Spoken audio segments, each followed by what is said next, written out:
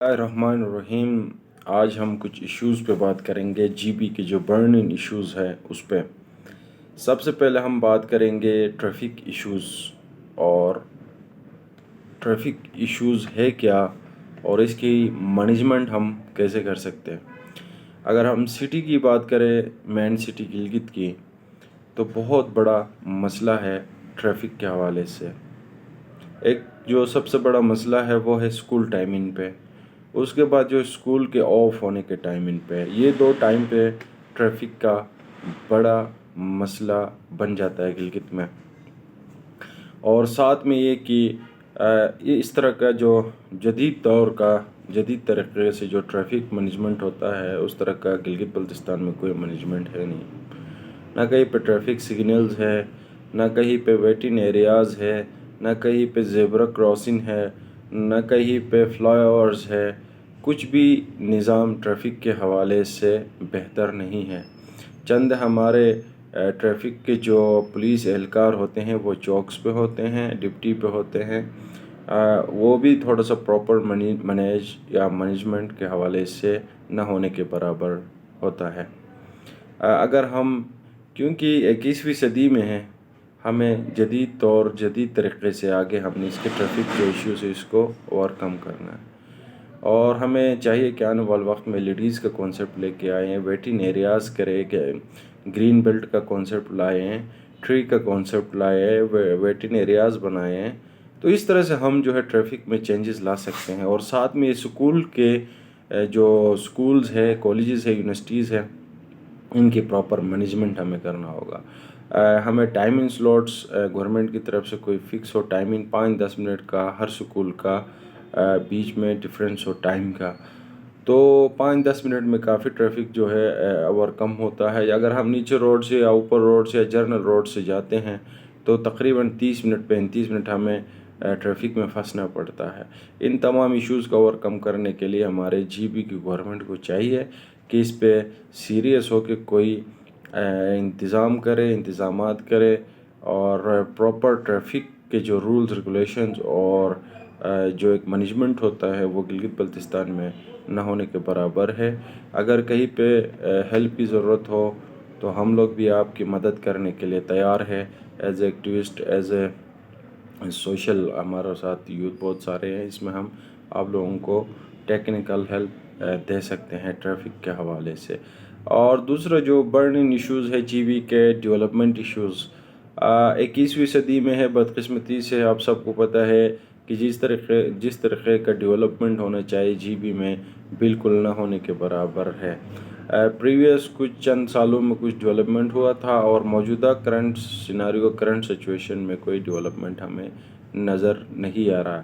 As a youth, as a اپنے civil society, محلے کے یا جرنل جو ہم فیل کرتے ہیں، جو ایشوز ہم فیس کرتے ہیں، اس حوالے سے میں کہنا چاہوں گا کہ جی بی میں کوئی اس طرح کا ڈیولپمنٹ جو ہمیں نظر نہیں آ رہا ہے۔ روڈز اور اس طرح کے جو بڑے بڑے منصوبے ہمیں دکھائی دے رہے ہیں کتابوں میں اور کاغذوں میں، لیکن پریکٹیکلی کوئی کچھ چیز ہمیں نظر نہیں آ رہا ہے۔ تو انفراسٹرکچر کے اوپر بھی جی بی گورنمنٹ کو سوچنا چاہیے، پراپر لیٹسٹ جو انفراسٹرکچر ہے اس حوالے سے ان کو سوچنا چاہیے، کیونکہ ہم 21ویں صدی میں ہیں، تو ہمیں جو جدید دور کے جو چیزیں ہیں، جو جدید چیزیں ہیں، اس کو اڈاپٹ کرنے کی ضرورت ہے تھوڑا سا انفراسٹرکچر کے حوالے سے۔ اچھا جی، جو روڈز بنا رہے ہیں اس کے حوالے سے، جو نئے کنسٹرکشن بلڈنگز ہوتے ہیں اس حوالے سے، اور پلاننگ اینڈ ڈیولپمنٹ کا بہت بڑا کردار اور رول بنتا ہے اس میں۔ تو اس پہ کوئی جو آنے والے نئے کنسٹرکشنز ہیں، اس پہ بالکل پراپر مینجمنٹ کے ساتھ کنسٹرکشنز ہو، روڈ بہتر ہو، پانی کے کولز بہتر ہو، اور اس کے ساتھ چلنے کے والکنگ ٹریکس ہو، روڈ کے ساتھ فٹ پاتھس ہو نئے۔ اس میں اصل میں یہ بدقسمتی سے جو اس طرح کی چیزوں کو جو ویژن رکھنے والے بندے سسٹم میں نہیں ہوتے ہیں، تو اس طرح کے مسائل آتے ہیں۔ تو ہمیں ویژن جو ہے ہمیں بہت وسیع کرنا چاہیے، کچھ بڑا سوچیں گے تو کچھ چھوٹا ہوگا۔ تو 21ویں صدی میں بھی ہم اپنے ہی جو پانی ہے، آپ سب کو پتہ ہے بہت صاف ستھرا پانی ہے گلگت بلتستان میں، گلیشیئرز کی پانی ہے، لیکن اس کو ہم سب نے جان بوجھ کے اس کو گندہ کیا ہوا ہے. کوئی نالی میں کوئی کچرے پھینکتے ہیں, کوئی نائشاب کے وہ کٹر کے پانیاں نالیوں میں لگے ہوئے ہیں, کئی پہ گھر کے نکاسیاں وہ نالیوں میں لگے ہوئے ہیں, کئی دریا سے پانی کو لفٹ کرتے سارا کچرا دریا میں ڈالتے ہیں, کوئی کیا کرتا ہے. تو عجیب و غریب قسم کے ایک مسائل ہے جس کی وجہ سے ہم پانی کو استعمال کرتے ہیں. تمام گلگت بلتستان کے عوام بہت سارے جگہوں میں پانی استعمال کرتے ہیں, تو اس سے کچرا اور یہ گندا وہ جو جراثیم وغیرہ ہوتے ہیں اسی پانی کو ہم پیتے ہیں, تو ہمارا صحت کا شعبہ بھی کافی متاثر ہے. تو اب یہ ہمیں چاہیے صحت کے حوالے سے بھی تھوڑا کچھ ہمیں اقدامات کرنے کی ضرورت. ہیلتھ سسٹم بالکل ہمارا بیٹھا ہوا ہے, تو ہیلتھ کے نظام کو بہتر بنانے کی ضرورت ہے. اگر ہم ہاسپٹلس کی وزٹ کریں, آپ میں سے کوئی مریض لے کے جاتے یا خود جاتے ہیں, تو آپ کو اندازہ ہوگا کہ وہاں ہاسپٹلس کے واش روم کی حالت آپ دیکھ لیں, وہاں پہ بیڈس کی حالت دیکھ لیں, وہاں پہ میڈیسن رکھنے کا طریقہ کار پراپر مینجمنٹ دیکھیں, اور جو سٹاف ہے ان کی یونیفارم نہیں ہے, اور اس طرح سے بہت سارے چیلنجز ہے. پتہ نہیں چلتا کہ کون سٹاف ہے کون کیا ہے, اور ایک گڈ کمیونیکیشن کا جو رویہ ہونا چاہیے ہاسپٹلز میں وہ بالکل نہیں ہوتا ہے, اور مریض رل جاتے ہیں. غریب بندے کا تو کوئی پوچھتا بھی نہیں ہے, کوئی بڑا آدمی تو پرچی بھی لے کے اندر جا کے ڈائریکٹ ڈاکٹر سے چیک کرواتے ہیں, اور ان کو بڑے عزت اس کے ساتھ چیک اپ بھی ہو کے ان کو فارغ کیا جاتا ہے. کوئی غریب بندہ ہاسپٹل جاتا تو 4 دن 5 دن رل جاتا ہے, پھر اس کو ڈیٹ مل جاتا ہے. تو ایک جدید دور میں ہے, تو ہاسپٹلس کے جو نظام ہے اس کو بھی بہتر بنانے کی ضرورت ہے. آئی ٹی کا دور ہے, اپائنٹمنٹ سسٹم ہونا چاہیے, کاؤنٹرز پہ واچر جو ہے پرنٹ سسٹم ہو. یہ جو حسب روایتی جو چیزوں میں ہم ہیں اس سے ہمیں نکلنا چاہیے.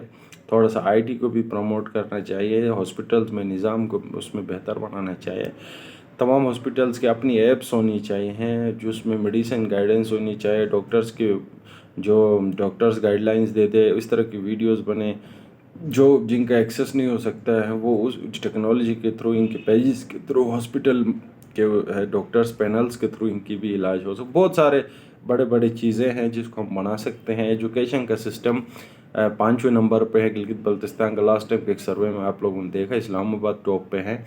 99% جو یہاں پہ تعلیم کا لٹریسی ہونے کے باوجود بھی اگر ہندا کی دیکھا جائے 99% لٹریسی, اور جرنل دیکھا جائے تو تعلیم کا نظام جو ہے بہتری کی طرف جانے کے بجائے اس کا ٹائر پنچر دن پہ دن ہوتے جا رہا ہے. اور فیسز دیکھا جائے تو پرائیویٹ اسکولوں میں 10,000 8,000 15,000 ایڈمیشن فیسز 1,50,000 بہت بڑے مسائل ایجوکیشن سسٹم میں. اس کو گورنمنٹ کو چاہیے کہ جو ہے ایجوکیشن سسٹم کو بہتر بنائیں.